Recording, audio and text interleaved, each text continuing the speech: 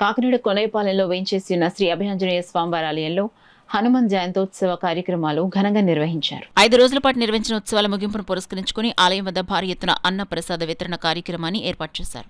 ఈ సందర్భంగా ఆలయ అర్చకులు గోవింద శర్మ, సాయి శర్మలు శ్రీ అభయాంజనేయ స్వామివారికి ప్రత్యేక పూజల అభిషేకాలు శాస్త్రోక్తంగా జరిపించారు. పెద్ద సంఖ్యలో తరలివచ్చిన భక్త బృందం స్వామివారి అన్నప్రసాద వితరణ కార్యక్రమంలో పాల్గొని భక్తి శ్రద్ధలతో స్వామివారి ప్రసాదం స్వీకరించారు.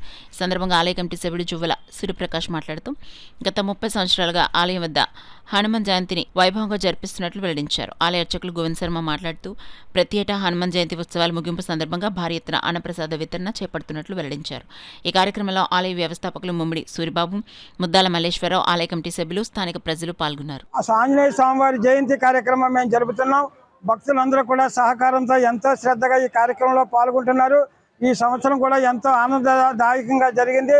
మరియు అన్నప్రసాదం కూడా ఈరోజు అన్నదాన కార్యక్రమం ఎంతో ఆనందదాయకంగా ఈ 30 సంవత్సరాల నుంచి కూడా అన్నదాన కార్యక్రమం మేము చేస్తూ ఉంటాము. అందరం కలిసి గ్రామంలో ప్రతి ఒక్కరూ కూడా ఈ కార్యక్రమాలు జయప్రదం చేస్తూ ఉన్నారు. జై శ్రీరామ్.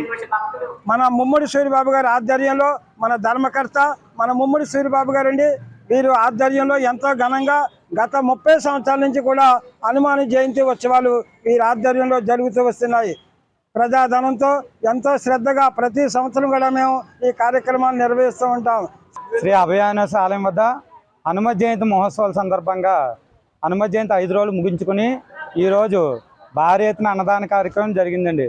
కాబట్టి ఈ 5 రోజుల ప్రత్యేకమైన పూజలు, అభిషేకాలు, అరటిపళ్ళతోని పూజా కార్యక్రమాలు కూడా జరిగాయండి. ఈ 5 రోజులు భజనలు అన్నీ జరిగి ఈరోజు అన్నదాన కార్యక్రమం జరుగుతుందండి. కాబట్టి భక్తులు 50 మంది స్వామివారి కృపాకటాక్షం వల్ల ఆయురారోగ్య ఐశ్వర్యాలు పొంది అందరూ సుఖంగా ఉండి గ్రామ అభివృద్ధిలోకి వచ్చి అందరూ బాగుపడాలని కోరుకుంటున్నామండి. ఈరోజు అన్నదాన కార్యక్రమం ప్రతి భక్తులు విచ్చేసి అన్నప్రసాదాన్ని స్వీకరించి ఈ అన్నదాన కార్యక్రమం కూడా జయప్రదం చేయవలసిందిగా కోరి ప్రార్థిస్తున్నాం.